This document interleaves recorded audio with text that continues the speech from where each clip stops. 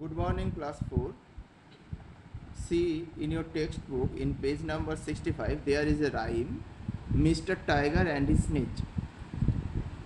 Today we will learn how to recite this rhyme. Listen to me.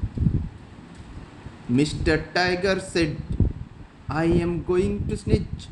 So he put his head down between his knees. He opened his mouth and out it flew a giant super loud achoo, achoo, achoo.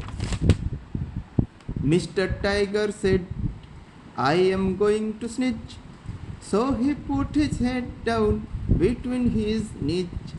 He opened his mouth and out it flew a giant super loud achoo, achoo, achoo.